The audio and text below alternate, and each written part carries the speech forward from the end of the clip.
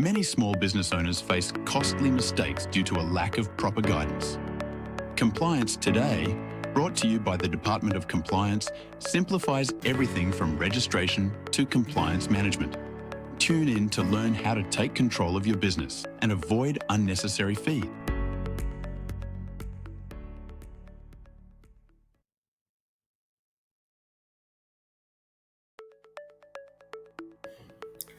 Hi everyone, I'm Finley Mugwena. I am the founder of the Department of Compliance.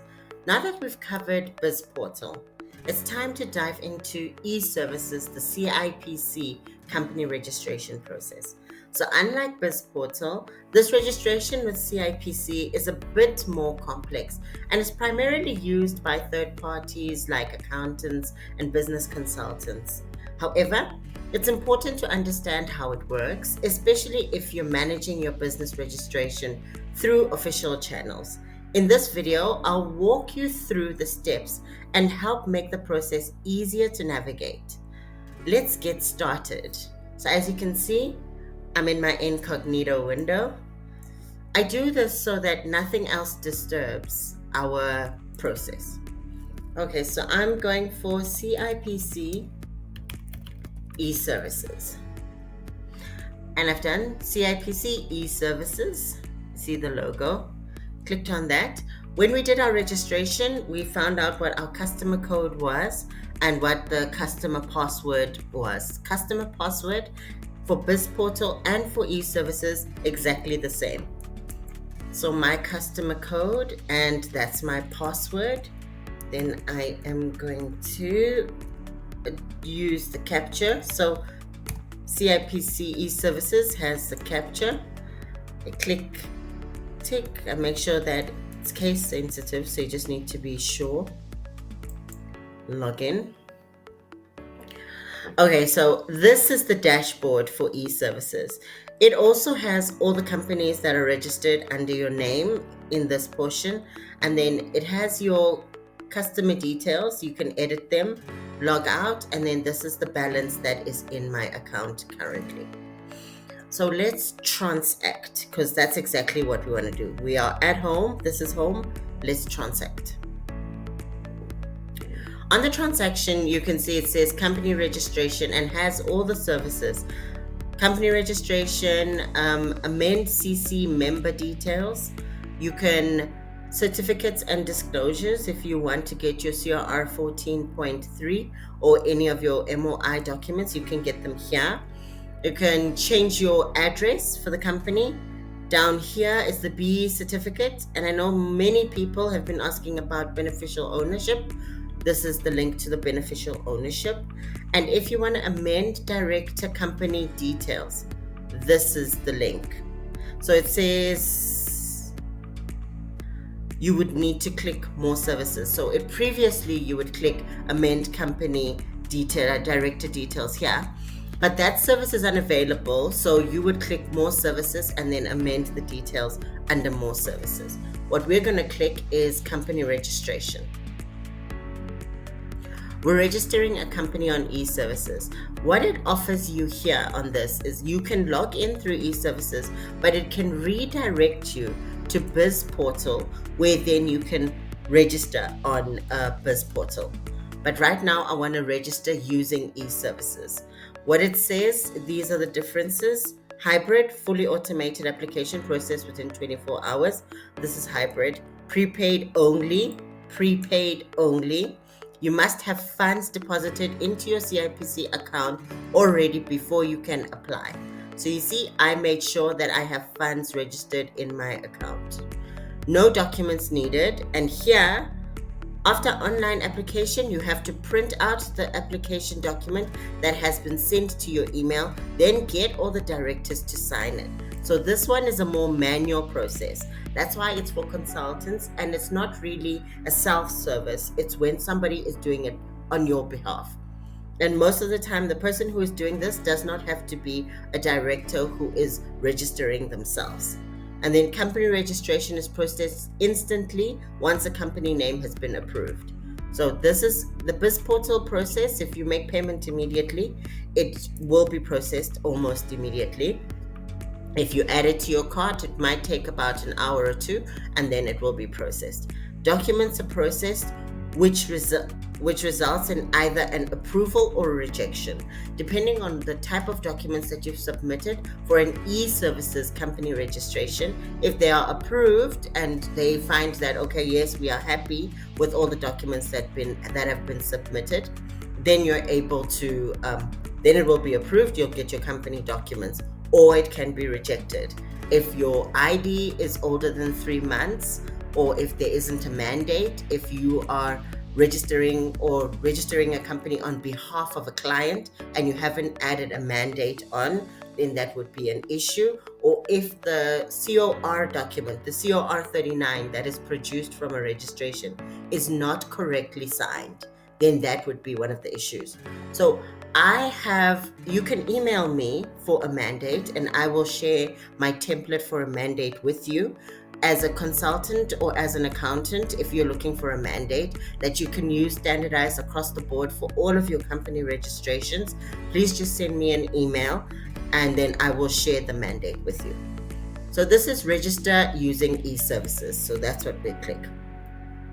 Type of company. Same as with BizPortal, you are able to register 2 types of companies: a private company and a private company and a not-for-profit company. But here you see there isn't a lot of explanation. So this portal is for the I already know what I'm doing kind of consultant. I'm just walking you through it because most people are curious about the CIPC profile, and some people want to register on behalf of other people without paying a consultant or an accountant to do it for them. So private company or not-for-profit company. So I'm going to register a private company. You see, the 15.1A is a short standard MOI for private companies. I am not talking to a person on my platform who is working with an MOI that needs to be amended or an MOI for a complex entity. This is a standard short MOI for the day-to-day small business SMME. So I'm talking to an SMME entrepreneur, somebody who has a company or wants to register a company for a friend or a family member and just wants to be able to do it for them. A tech-savvy young person in the family who just wants to be able to assist a family member with registering a company. This is the process for you. Okay, ID number. So I'm going to add in the ID number of not my ID number, a relative's ID number, so that you can see it does not have to be my ID number. And this person can be the sole director of this company. So I'm going to add that.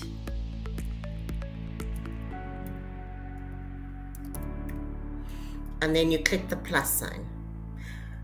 Same as with BizPortal, you can add multiple directors. Here you do not have a restriction. BizPortal is restricted to 10. Here you can go up over and above 10. As long as you add in the ID numbers and you just click add, then it will keep adding the directors in there.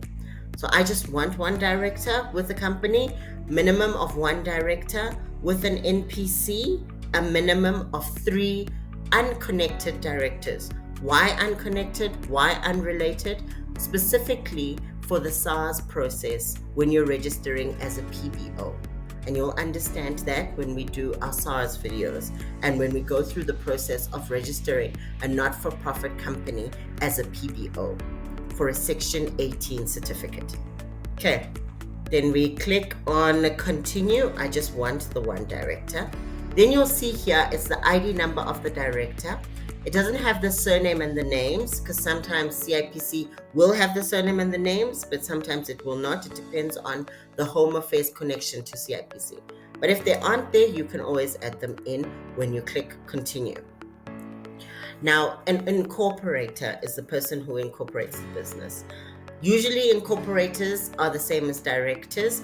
I'm going to leave it like this to make the incorporator the same person as the director. If you have more than 1 director, you can have more than 1 incorporator. All the directors can be incorporators.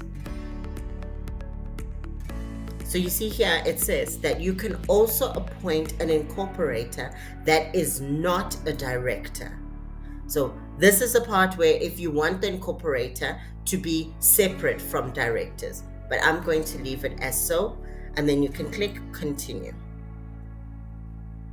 Here you're allowed to edit, so you click on edit and you can add the details. I want you to note here that it says the types of directors. It's a director, non-executive director, alternate director, and an incorporator. All these codes will appear after you've saved to say what you have selected this person to be. Company needs an incorporator. I've decided that this is going to be the incorporator. The director and the incorporator are going to be the same person.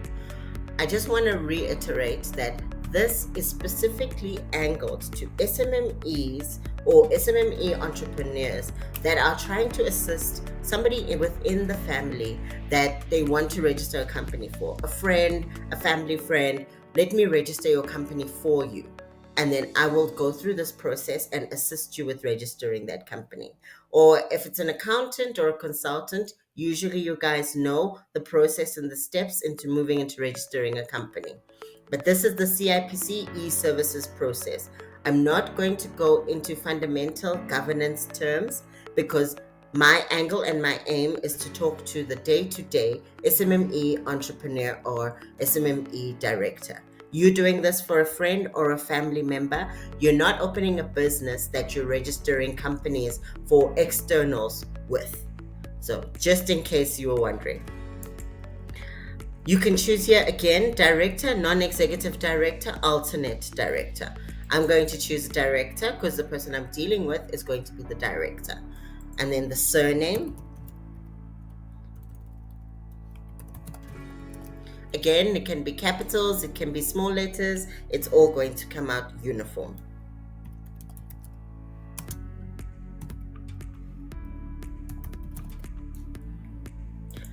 Country of origin. Here you can register somebody who's from Lesotho, somebody who's from Argentina, Aruba, Botswana, all these countries. So I'm choosing South African. Appointment date. When was this person appointed as a director? I'm registering the company today on the 2nd of October 2024. That is my appointment date. It will also be my incorporation date, the date that the business was incorporated. Date of birth is written there in their format. In this spot, I give the contact details of the director. I know a lot of consultants, people who assist other people to register companies, put their cell phone number here, which is fine. You can do that for this process and ensure that if there are any OTPs or if notifications come through, they come straight to you because you are the one who's assisting the person. But it is better for the cell phone numbers and the email addresses to be those of the person who will be the director of the company.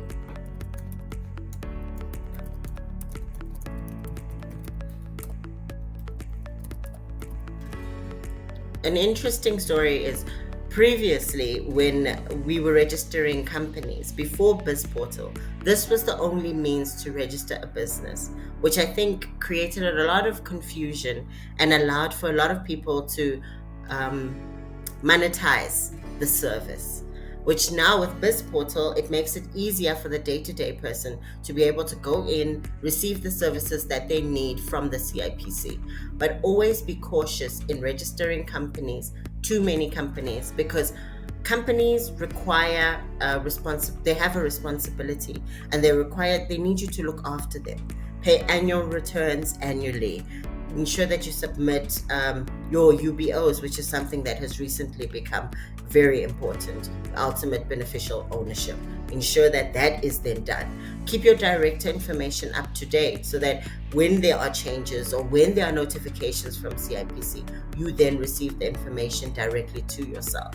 So as a consultant or an accountant, an SMME entrepreneur, a friend, an uncle, if you are on this platform, try to use it responsibly, especially because the people that are relying on the information that you have placed on here, in representing them, just ensure that it is accurate and it is done the way that they have requested for you to do it, so that they can move forward, not just with you. They can move forward with other consultants, other accountants freely, because essentially this is their information, their profile. Okay, physical address. Let me add the physical address.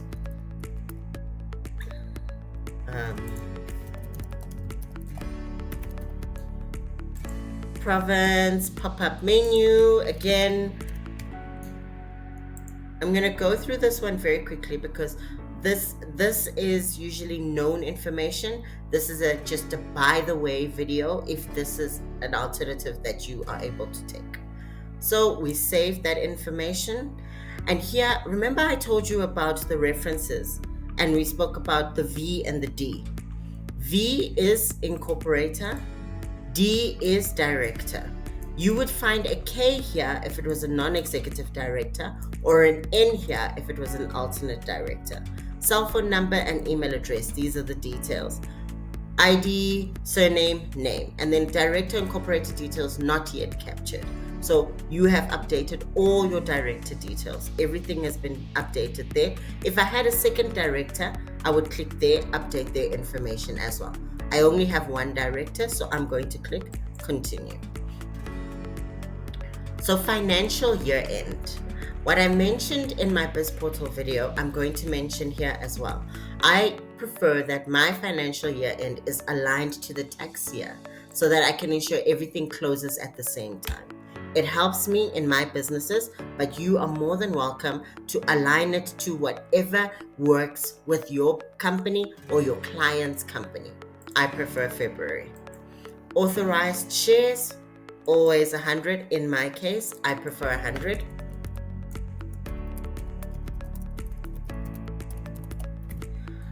This is the email address. This is the email address that I place there. I just forgot to mention, this also works if you are trying to register a shelf company.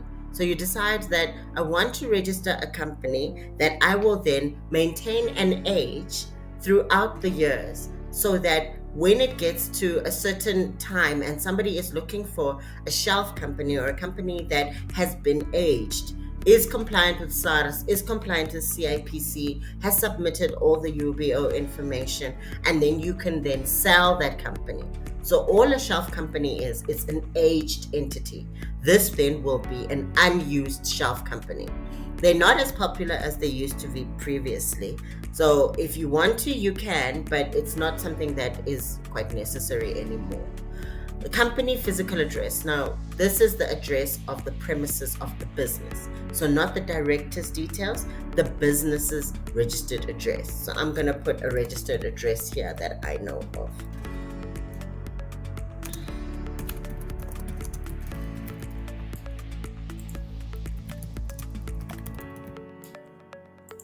Province. So you'll see I keep ticking here, tick to copy your physical address to your postal address. That then just copies that information into my postal address. You are still able to edit this field if you feel that, no, listen, my postal address is actually different slightly to my physical address. You can add information. If you want to change it back to the same information, you just unclick and click again. So it works. And then I'll click save. I've added all my company information in there. Apply for a name as part of the process. Use a name that has already been approved, or register a company using enterprise number as the name. These are the three options that you have. These are three options. Apply for a name as part of this process. So this process, you can apply for a name through the process. Use a name that has already been approved. You've already applied for a name before the company was registered. You said to your customer, you said to your family friend, what name do you want? Or they've just been running a business, they have a name for it, they've just decided, okay, I'm going to run on this name. And now they're ready to register a company. So you've reserved the name for them. They've been running as a sole proprietor under the name, and now they want to formalize their business and separate it from themselves. So they've decided, okay, I'm no longer a sole proprietor. I want to be a director of a P2I Ltd. This is the name that I want to put forward. So then you use the name that has already been approved. Or you can register just a K company. Shelf company, You just want to manage and maintain this entity. 2-3 years from now, you want to sell it to somebody who's looking for an aged company that is still compliant with CIPC, SARS, COIDA. If you do that registration, which I suggest against, only register for COIDA once you have employees. UIF, all of those elements are still clean and clear. You want to package this and give it to somebody else. I'm not going to name it. Whoever will own it will name it, and then they will then incur the costs of naming it. So I'm going to register that type of a company. Register a company using an enterprise number as a name. So up here, you see the company details. So year end, authorized shares, there's my 100 shares, postal address, same as my physical address. You can modify company details. This is your opportunity to do so, or you can just leave them. Here you can also modify director details. You can modify contact information. I'm going to click modify so you can see. You cannot change the name and surname, but you can change the type of director, and the appointment date you cannot change, but all this information is amended, so you can change all of that. So I'm going to click save because I'm happy with the information as it stands. And then it's loading. It says ID number and surname captured do not match. The ID number and the surname. I'm going to recapture the ID number.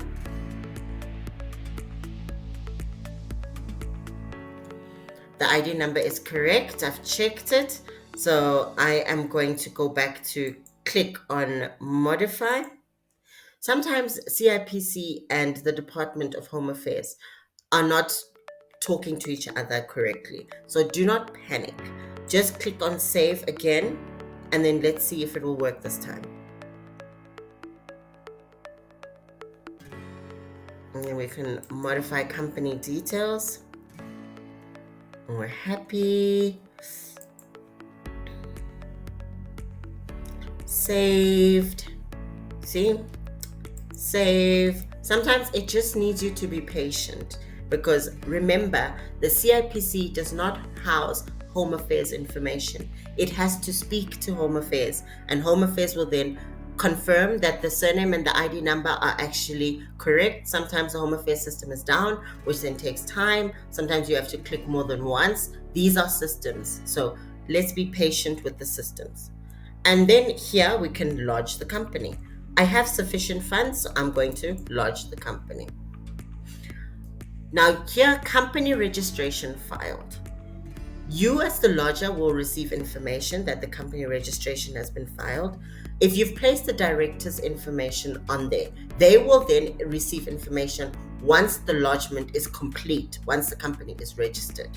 You receive a document that's called a COR 39. The COR 39 is a document that needs to be signed by the director of the business and dated, signed and dated by the director of the business. You then submit the COR 39 together with a mandate, which I said I will send you a template if you need a template, and your ID copy as the lodger, the person who's doing the lodgement, and the ID copy of the director. Those are the documents that are required for this manual process for registering a company on eServices. Now, once you've received that on email, you've submitted for them to do the signing. Let me show you where you will lodge the documents. So you see company registration is filed. Here it says the company registration cost is 125 Rand. This amount will only be deducted from your account once you have submitted the documents that are required and the documents have been received, then the funds will be deducted. So I'm going to copy your tracking number so that we have that. We can click on transact, and then now you've received the documents back. You have the ID of the director, you have your own ID, you have a mandate that you have signed and you've received from the director signed. You have the COR 39 that has been signed by the director. Now you need to upload the documents. Log back onto eServices, click on Transact, and then once you're on Transact, you go here by upload, document upload. Third row, the second icon, it's in the cloud pointing up, document upload. Now it says company registration documents, company director amendment documents, CC member documents, and then manual documents, which you'll email, and cooperative registration, which is not active yet. So company registration documents, because we were registering a company. That's what the documents are. And here they tell you again what is required. Signed company registration application form, which is your COR39, certified ID copies of all the directors, recently certified, not older than 3 months, logged in customer certified ID copy. If you're logged in and you're not one of the directors. So if I'm doing it as a consultant for directors on a business and I'm not adding myself as a director, this is where I'd add mine as well. And then documents must be PDF format. I always include a mandate because it gets rejected if you are lodging on behalf of directors and you do not have a mandate. You have not been mandated to do so. So ensure that you have your mandate. You put your tracking number in here, which I had copied from the registration, and you click continue. This tracking number also appears on your COR39 document. So it's not something that you need to remember. You can write it down, but it does appear on those documents. And when you upload, you just select the files from anywhere on your computer where you had uploaded them or where you have scanned them in, and then you add them in here. So company registration, you just tick, all the documents are in, you upload, you've uploaded them there, and you click confirm. Once you have confirmed this process, the documents will then be queued and sent to CIPC for approval or rejection. You wait for that process to complete, which usually takes about 24 hours. It doesn't take longer than that unless if there are some issues or if there is something wrong on their end. And once that process has been completed and you've submitted your documents, you will then receive the company registration documents that then will be available for upload as well for anybody who requires to upload it. If you want to register for a BEE certificate, you can do it on BizPortal through the way that I showed you under the BizPortal registration, or you can register for a BEE certificate on this portal, on the CIPC eservices portal. Usually easier to register for a BEE certificate on BizPortal. And I always encourage my clients as well to provide their login details for BizPortal if they require assistance with obtaining their BEE certificate on BizPortal. But I do have a video that is my BizPortal company registration video where I show you how to register for a BEE certificate. So guys, that is how you register for a company using eservices. If there are any questions, I did say you can email me. My email address are in the comments below. And if you do need any assistance, or if you need me to register a company for you, you can always email me and ask me for that as well. I will share my costing for that. This process, however, is 125 Rand for the registration and 50 Rand for the name reservation.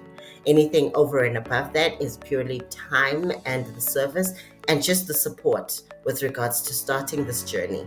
Thanks, guys. Please subscribe and like this video.